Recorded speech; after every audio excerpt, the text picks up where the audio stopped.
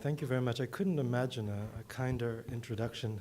I'm quite floored and also very, very pleased to be here. It's an honor and a pleasure.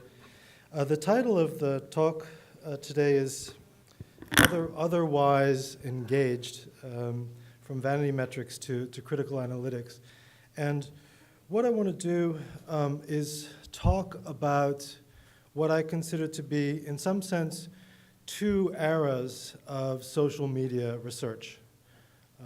The first era is to think of social media as principally being about the presentation of self, principally being about showing oneself online. And I will argue today that over the past, 5 years, 4 years or so, that we've seen a shift to the use of social media for not only the presentation of self, but also for social engagement, social development, social causes, for working for social issues. And what I would like to do is try to make an argument for a new way of measuring, let's say, online engagement, from moving from thinking about our personal accomplishments online, our personal clout scores, which are oftentimes referred to as vanity metrics, to thinking about our engagement in social causes and measuring those in what I call a new form of metrics called critical analytics. So I'll introduce that to you today, and I want to start by discussing very, very briefly the reason why I chose this title, Otherwise Engaged. It goes back to a play that was written by Simon Gray, a Scottish playwright, in 1975. And it's a play about a guy called Simon Hench. And Simon Hench is a fairly cultured publisher, sort of old media publisher. And one day, on a Saturday, he sits down to listen to opera, to Wagner's Parsifal. And whilst he's trying to listen to opera, he is distracted. First, he's distracted by a student who wants to become a writer and be published by him. Then he's distracted by someone who used to work for him. And then he's distracted by an acquaintance who's a journalist. They call him, they knock on his door. And then he's distracted by that acquaintance's girlfriend who's looking for the journalist. And then he's distracted by a family member. And slowly, as the play develops, what happens is that this Simon, who's this cultured, supposedly cultured, witty, charming individual, slowly breaks down and becomes a sort of very uncaring, very distracted, and very angry individual who can't socially function any longer. So in some sense, and this play for me, is like a mix, or the cast of characters is like from Facebook. All of those different types of characters who you sort of know, or you know very well, or people who want to know you, or LinkedIn perhaps, who then are constantly, in some ways, distracting you through, oftentimes on the interface through notifications, alerts, etc., also on your phone. So what I want to talk about briefly is, or argue, is that all of our engagement these days, online and on our phones, are actually distracted modes of engagement. And so when we measure engagement with clout scores and other cred and other scores like this, we're actually measuring distraction. And some terms have been developed over the past number of years. I just pulled out a few terms that describe our current state of affairs as web and social media users. The first one is by Nicholas Carr, called Flickering Man. Nicholas Carr is the author of The Shallows, and other books that say that argue that the use of social media and the web is causing a sort of cognitive breakdown. We're unable to concentrate well any longer. So there's a quote from Nicholas Carr. He says, contemplative man, and don't take this necessarily as overly gendered, contemplative person, the person who came to understand the world sentence by sentence, paragraph by paragraph, is a goner. He's being succeeded by flickering man, flickering person, the person who darts from link to link, conjuring the world out of continually refreshed arrays of isolated pixels. The linearity of reason is blurring into the non-linearity of impression. After 5 centuries of wakefulness, we're lapsing into a dream state. There are other terms also that have been coined to capture our new mode of distraction. Ambient awareness is another one. This is this idea that we are in need of having 2 forms of awareness. One is a kind of direct awareness of what we're doing, and another one is an environmental awareness, where we are in need of receiving constant updates of what's going on. Linda Stone coined the term continuous partial attention, which she wrote is an artificial sense of constant crisis so as to not miss anything.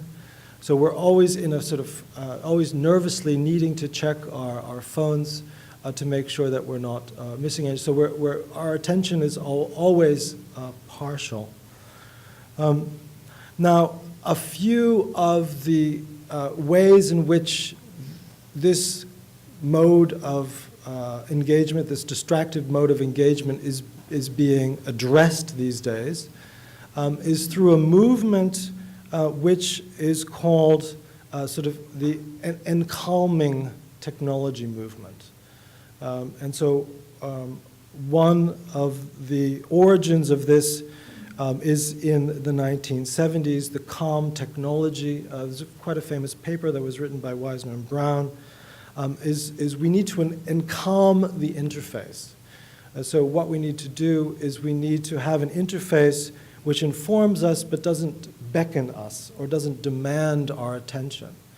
And one of the examples that was recently, and this is more of an art project, but one of the examples that captures this idea of an encalmed interface is the Facebook demetricator by Benjamin Grosser. And what this does is all of those numbers on the screen, all those badges that call out for you to click them or to show the amount of activity, those are removed. So all the numbers are removed. All the metrics are removed. So this is one extreme version of a reaction or a solution to our constant distracted mode these days. Okay, so what I want to talk about principally is our current social media use, or at least one understanding of it. And that is how we think or how we often think we should study social media. And this is on the basis of the work by Irving Goffman and others on the presentation of self. So showing how we stage ourselves online. And this particular idea has been captured in the notion of success theater by Elizabeth Wharton, writing in the New York Times a few years ago, and also others, who argue that what we're doing is we're staging, in some ways artificially, our online personas as successful ones. And we're striving to create a kind of envy in others. So this sort of success theater is the sort of normal mode of self-presentation. And the other idea, and this also relates to what Melissa was saying earlier, the other idea of social media is that we need to network. We need to network online. So social media should in some ways be productive. So this site for kind of neoliberal activity, where we network. So there was this debate a couple of years ago whether these sites should be called social network sites or social networking sites. And oftentimes people would call them social networking sites out of sort of habit. And the critique of that was that the social networking sites presuppose that you need to be active also in your, not only in your working time, but also in your spare time to create more opportunities, to create more links, to create more friends, acquaintances, to create a larger network. And with a larger network, you can be more successful. The third way in which social media is oftentimes thought about, especially in the business environment as a network, is this idea that you can seed ideas about what people could buy, should buy, this idea of sort of consumer futurism. So social media is used certainly by advertisers and others to try to figure out what people will want in future, what people will buy in future. And so this combination of success theater, productive networking, and consumer futurism is what in some ways captures the current sort of dominant idea of how to productively and interestingly measure social media engagement. The measuring of social media engagement these days is oftentimes referred to with the term vanity metrics. So vanity metrics are metrics such as clout scores or cred or other scores that show you sort of how well you're doing in social media, how well you're performing online. So how many followers do you have? How much activity is there? How many times are you mentioned? And so these are added up and counted and then subsequently displayed. So this count and display culture is behind a lot of ideas about social media use and how social media can be used successfully. Now, I would argue that built into these vanity metrics are three ideas of engagement, which I would like to critique. So three ideas of engagement. One is the drive to be a celebrity. Now, in social media, there has been over the last 10 years or so, 5 to 10 years, the rise of what's called micro-celebrities. So celebrities who aren't large celebrities, but celebrities amongst a particular group of followers.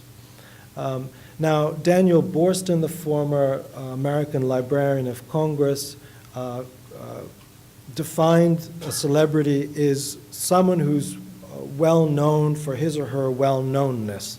And so what you're striving to do online in social media is become more well-known and maintain your well-knownness. And so this provides a particular drive or a particular urge of how you use social media and how you continue to want to pile up the counts and also continue to display these counts. The second one is influence. Now, you will, for those of you who have been in any way working in marketing or otherwise, have looked into these media monitoring dashboards like Radarly or like Linkfluence or there's so many of them. One of the terms that you will have noticed is influencer. So what you want to do as a marketeer is you want, in any particular area, any particular social network, is you want to identify the influencers and then market to them so that they then market to those who they influence. From a network analytical point of view, these influence is what is technically defined as being highly between, or having a sort of very high number of connections that go through you. And so in social media, that is what you're striving for. You gain more clout if you have more influence. And finally, the idea of social media as the place to identify and also spread trends. You will have, of course, heard of trending topics in Twitter. What one wishes to identify in social media are that which is trending, and a trend, this is sort of my definition of a trend, is that which is rising relative novelty. So not something that's completely new, but something that's relatively new and on the rise. So this idea of identifying and trying and also spreading trends is one of the main purposes of social media use. Now, that statistics and metrics are largely based on these notions, I think, is worthy of critique. I think it's also problematic. But what I would like to do is I'd like to talk about, really briefly, what I consider to be a shift in the use and the study of social media, away, in some sense, from only thinking about social media as where one presents oneself and measures how well one is doing, to using social media for campaigns, causes, and social issues.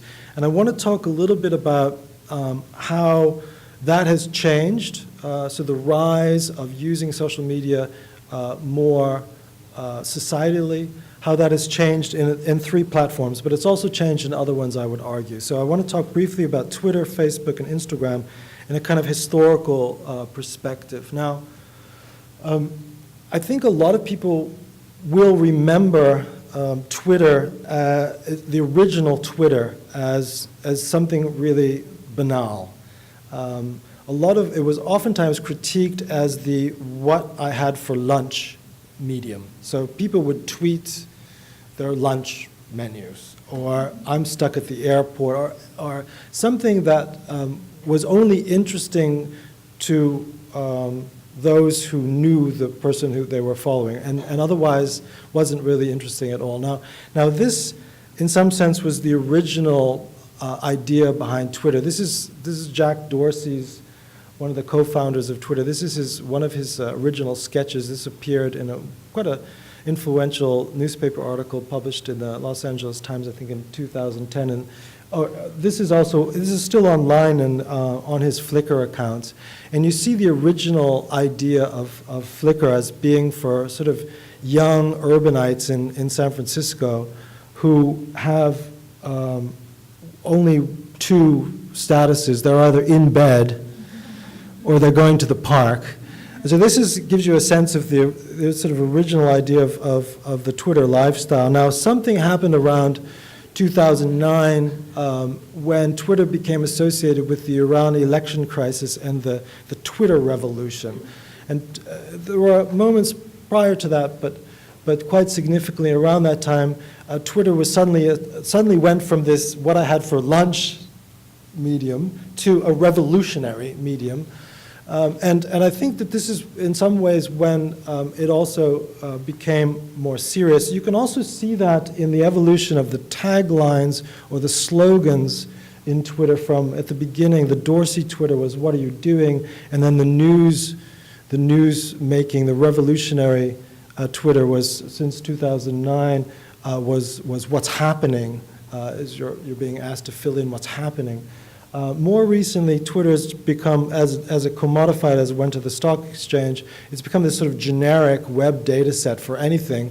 And oftentimes it's used for, or people try to use it to predict, so to predict elections, to predict celebrity awards, who's going to win an Oscar, for example, in the US, and there's also a generic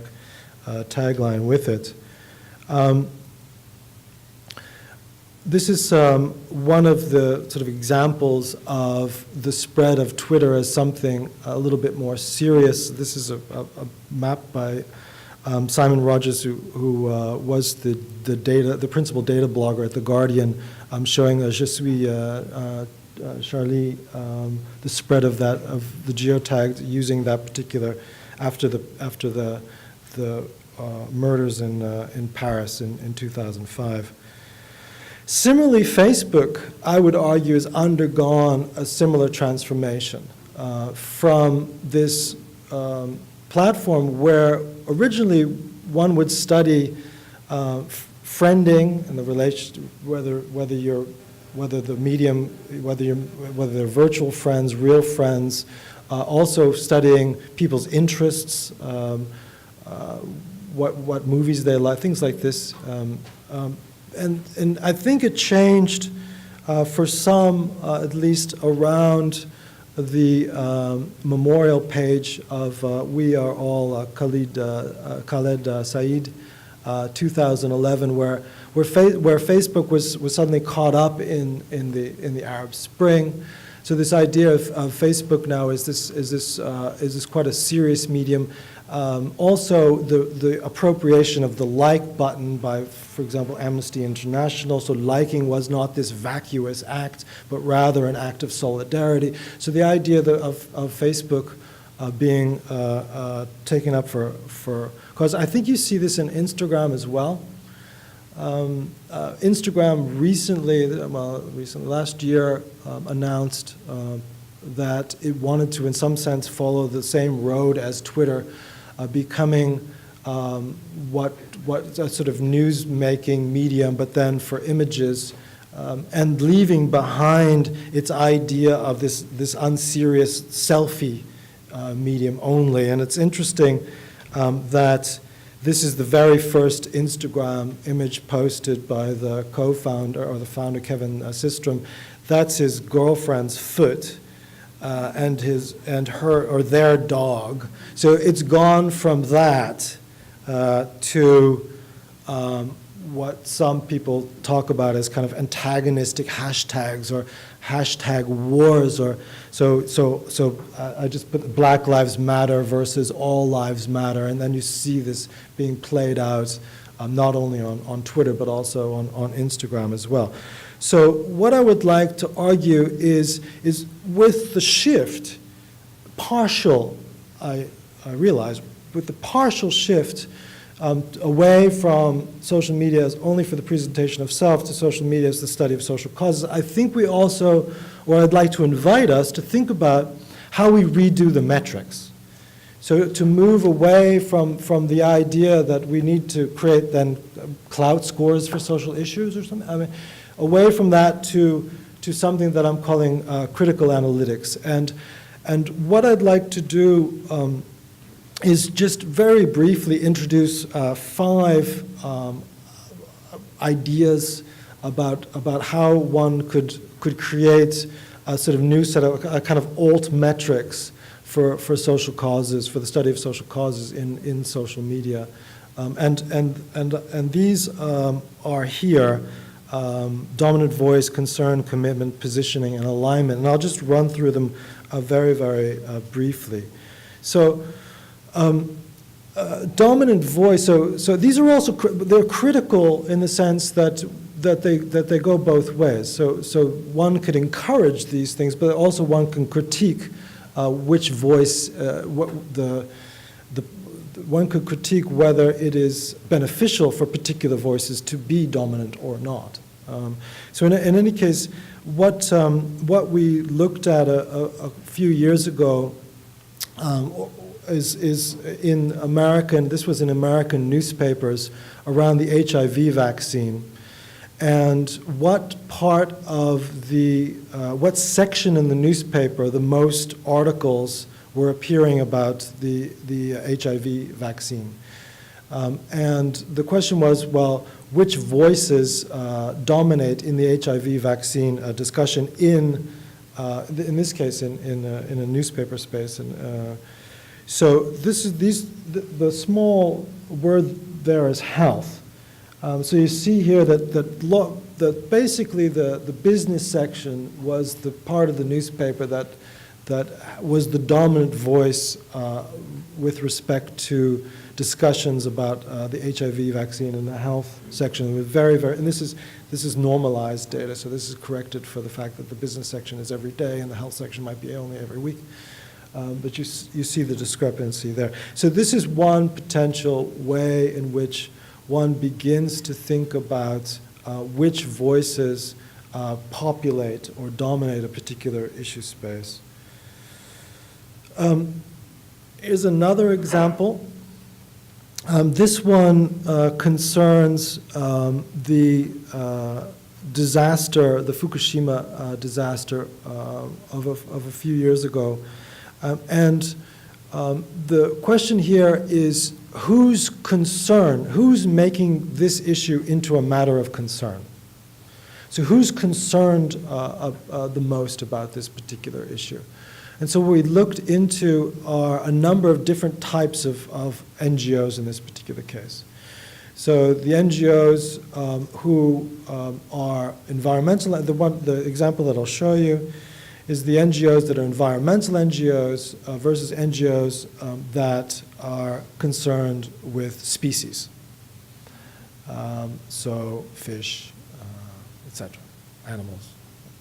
So which of these types of NGOs are discussing, are making Fukushima into a matter of concern, are campaigning for the disaster? And by far, the environmental ones are sort of making this into a matter of concern. So the species, so the environmental ones, the Greenpeaces, et cetera, and the species NGOs like WWF and others are not concerned about it. So this would be a kind of critical analytic to think about who is making a particular social issue into a matter of concern. The third one is commitment. So in this particular case, I would define commitment as the longevity or the duration or the persistence of concern. So in the previous instance, we were talking about the presence or absence of concern, and this one is then we're adding an overtime or a longitudinal measure to concern and defining that as commitment. And this particular example is a study that we did with Greenpeace International. Greenpeace International, as you may or may not know, is based in Amsterdam, and we work closely with them and also have done a number of projects with them. And one of them was to study the extent to which Greenpeace is still Greenpeace.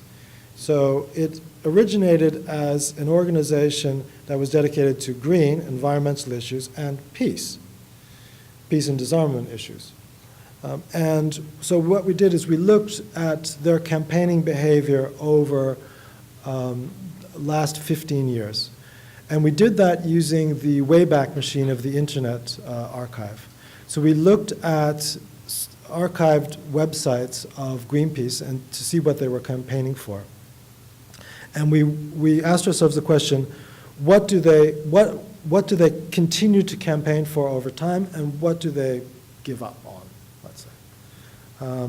And so in this particular case, we found that they're very green. Greenpeace is very green, but not very peace. And it's something that they recognized as well, but they never had a means by which to demonstrate this so this is very, very simple sort of issue cloud, taking the number of times a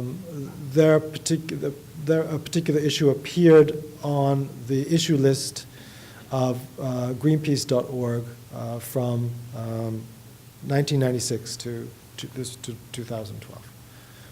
So this is commitment. So they're obviously very committed to the nuclear issue, to toxics, and not very committed to, for example, the Amazon, which you would not necessarily think.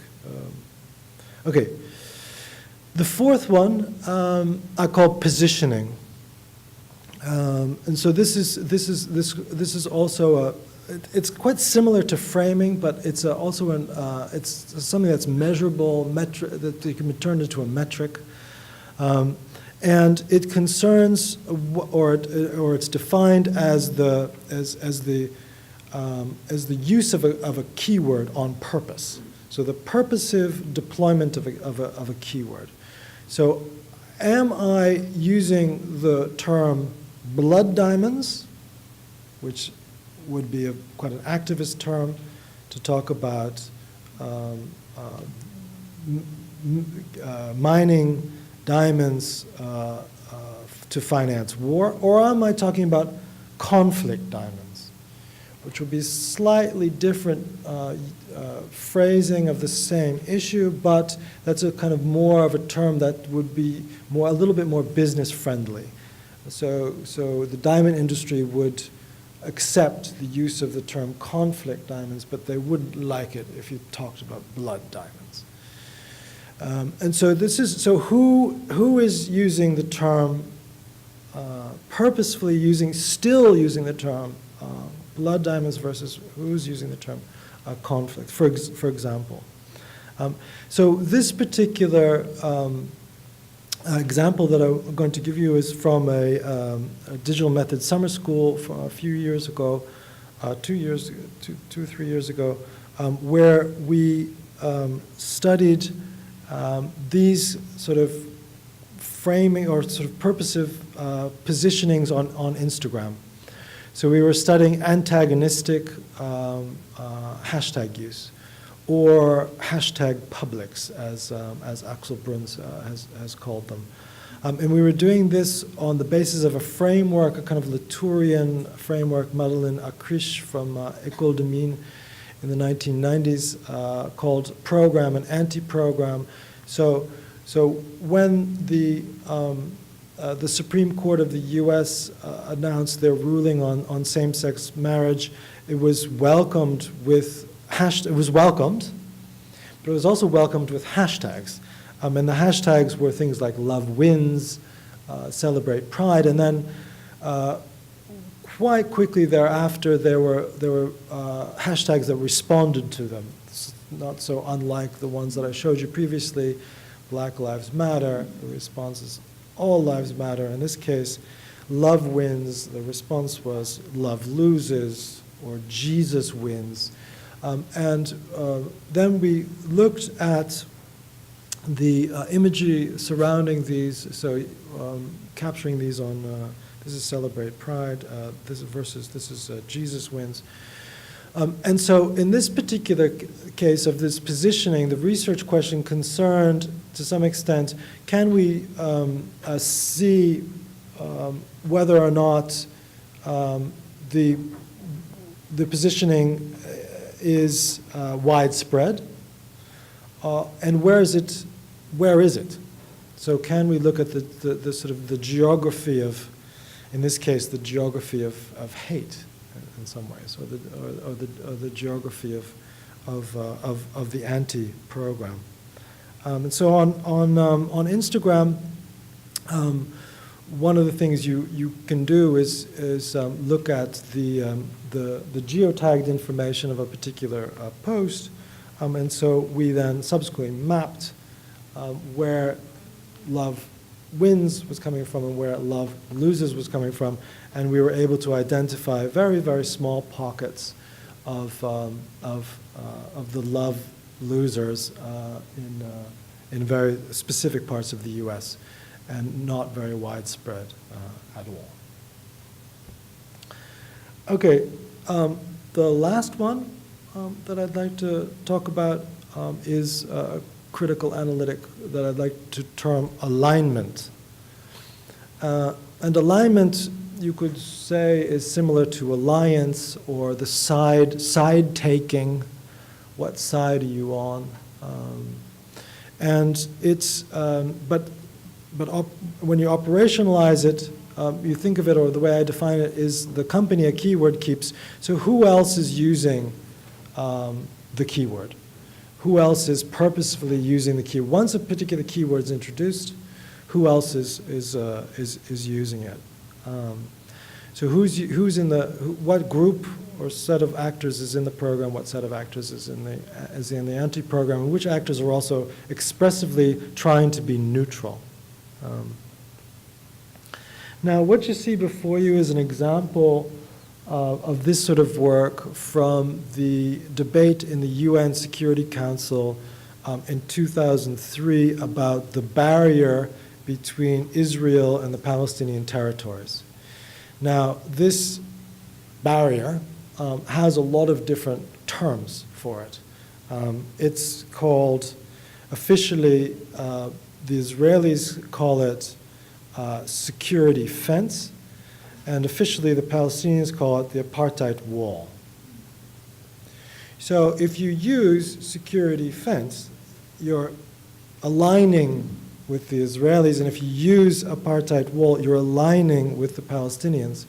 However, there are a number of other terms that are also used for this, such as separation wall, fence, walled, expansionist wall, the racist wall of separation, the racist wall, etc. And in this particular example, we looked at the Security Council transcripts to see which countries were using which terms. And therefore, you could see whether or not countries were purposefully aligning with one another.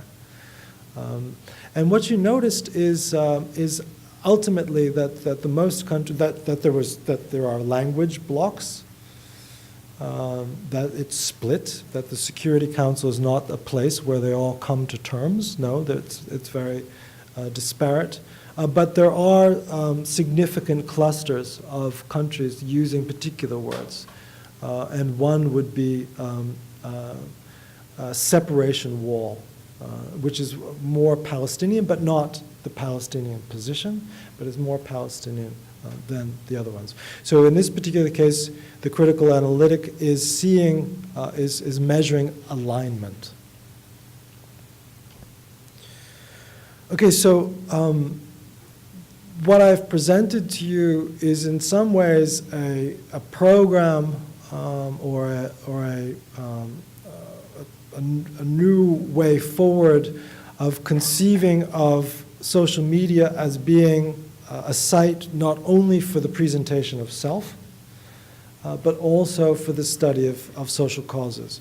And when we study social causes, I have argued that it might make sense to shift our attention from the existing metrics, so not necessarily use vanity metrics, so metrics that study celebrity, influence, and sort of coolness, but instead think about other kinds of analytics, which I call critical analytics.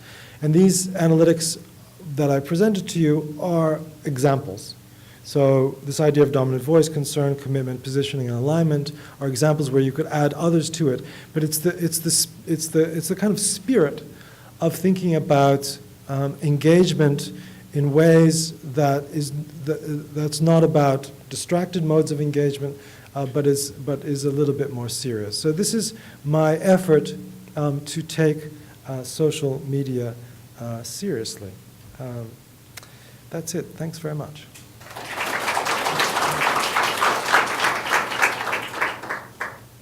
Thank you, Richard. We have 15 minutes.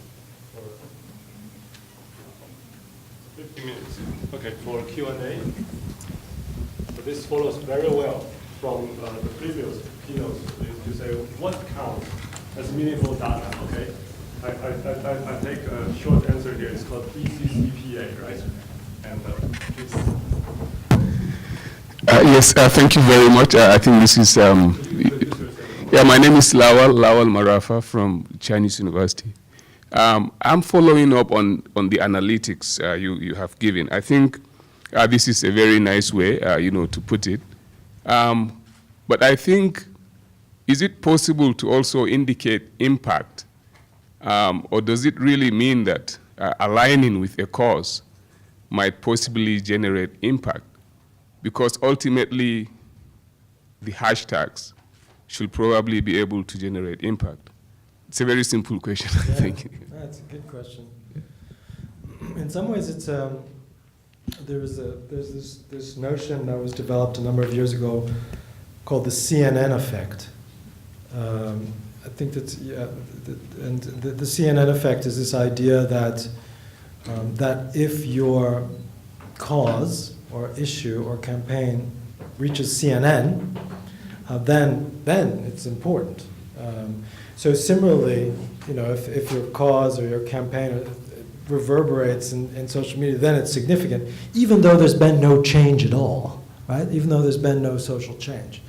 So I think one of the most important critiques of the exclusive study of social causes in social media is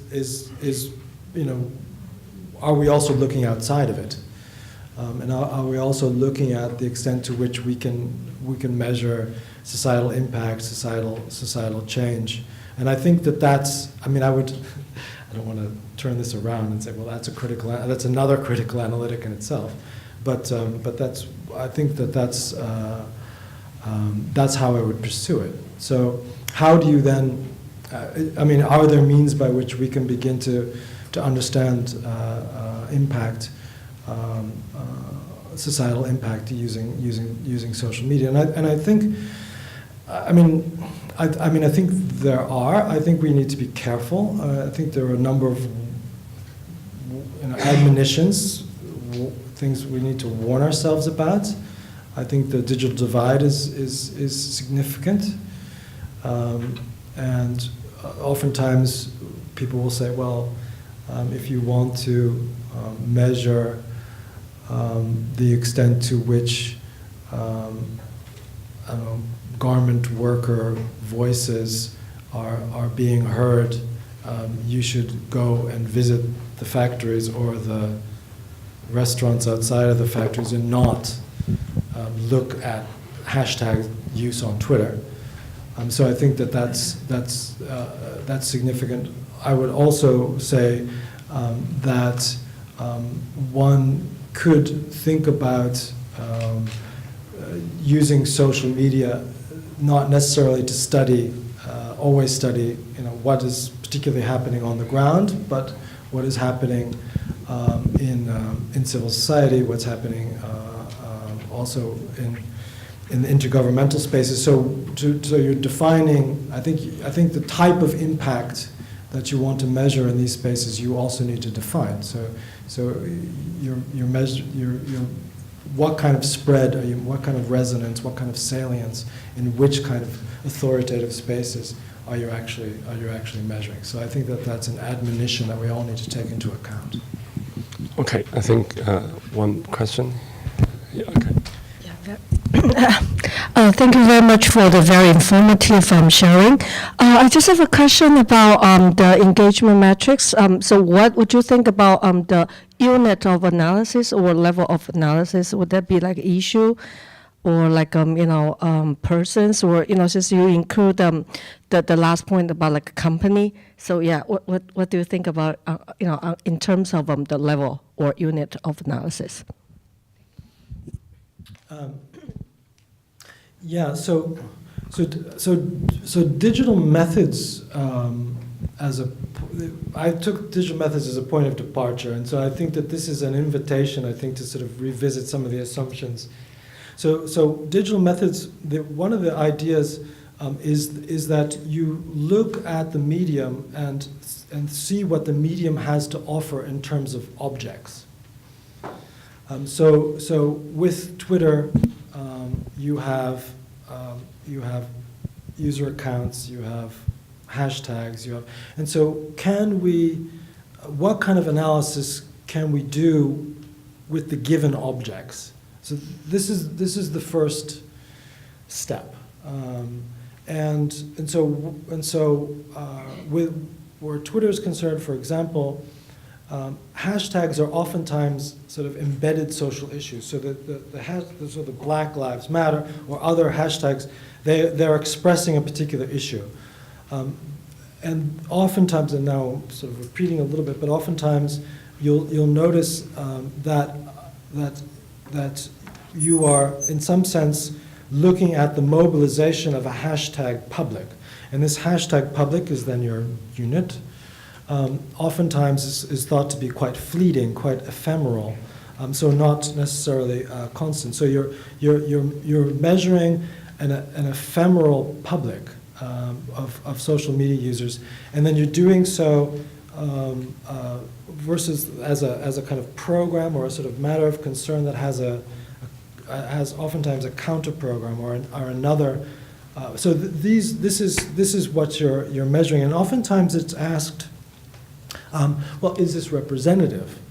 So is this can you use Twitter to represent public opinion, or can you use Twitter? And this is most recently, and I mean it depends on which society or so. But what has been found continually is you're measuring something different than public opinion on Twitter. You're measuring something quite different, and then what exactly is the difference, or what is that? And it's a particular demographic,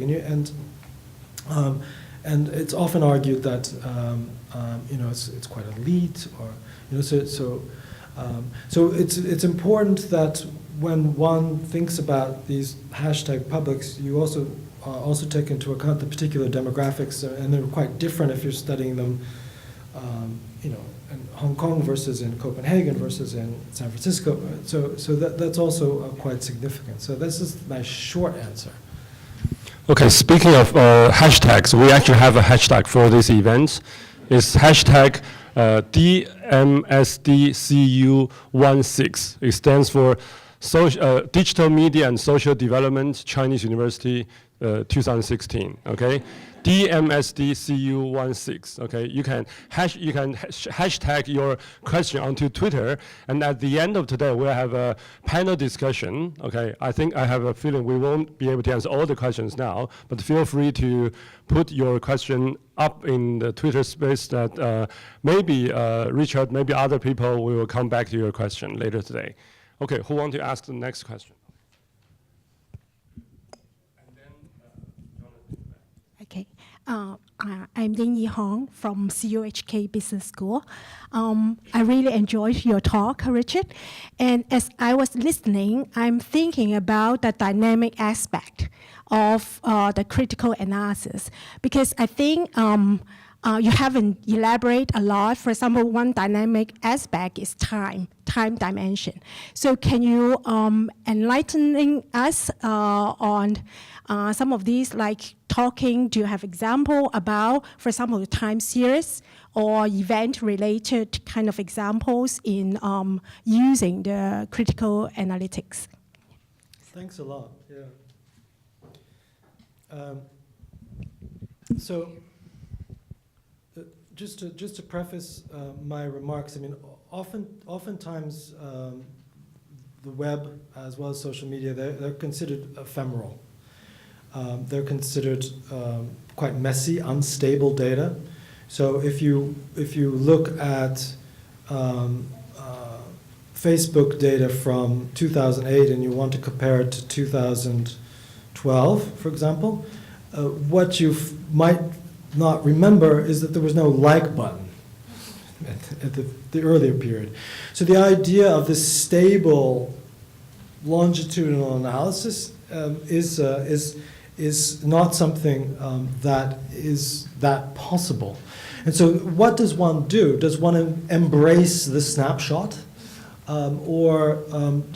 So that's the first answer. The second one is one should be quite medium or platform specific in answering these questions.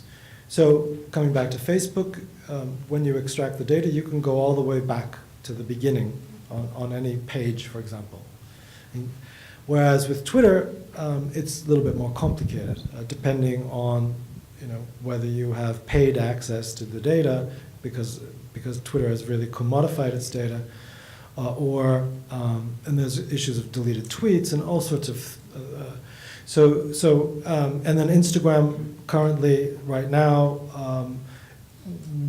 academics really can't even collect data because they've closed it 3 months ago, and now we're sort of trying to have it reopened. So oftentimes, if you're trying to do longitudinal analysis, the platform will interfere with you and will make the longitudinal a problem. And so there are a number of, so it's oftentimes critiqued, these companies are oftentimes criticized for the fact that you need to be an internal data scientist in order to do data science, and not in academia, and so that precludes a lot of critical work. Those are three different starts of answers to your question. But generally speaking, there are examples of longitudinal analysis. I showed you one with Greenpeace with this idea of commitment as being a critical analytic for seeing the extent to which a particular organization or a series of organizations has concern for a social issue over time. And then you can do that with, for example, using websites, using the Wayback Machine of the Internet Archive. Which has its issues as well, but that's some. So the web has opportunities for longitudinal analysis that some social media platforms do not. So that's my fourth answer. Yeah, we can get into the details maybe later. Have more further details later. Hi, Jonathan Hutchinson from the University of Sydney. Thanks, Richard. That's a fantastic presentation and very much a missing piece, I think, that will move this field forward. But in the first instance, I wonder if this is correct that you're framing Vanity Metrics against critical analytics in terms of you have digital influencers or change agents or micro-celebrities in one corner, and then we have this other aspect over here. So I know what you're going to say. Yeah. All right. So is it possible, do you think, that we might be able to bring digital influencers into this kind of social awareness space? Yeah. Yes. Is the short answer. So what I'm doing, I'm doing something that's very stark and very sterile, and so I'm dividing.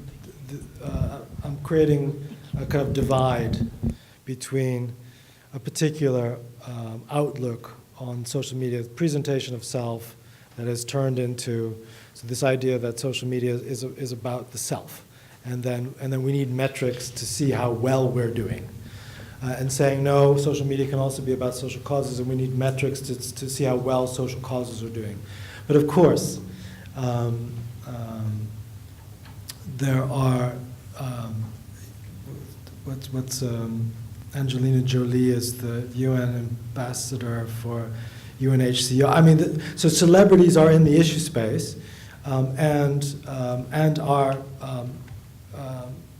so the idea of influence, the idea of celebrity, the idea of coolness for particular issues, that's also present there. So to fully analytically separate one from the other isn't fair. It's more of a move to indeed push the field forward. But I do agree with you, actually, that the vanity metrics can also be put in service of social issue analysis if one so chooses. And I think one would so choose in, for example, the current U.S. elections, where you have a candidate like Donald Trump, who's basically in the vanity space in some sense.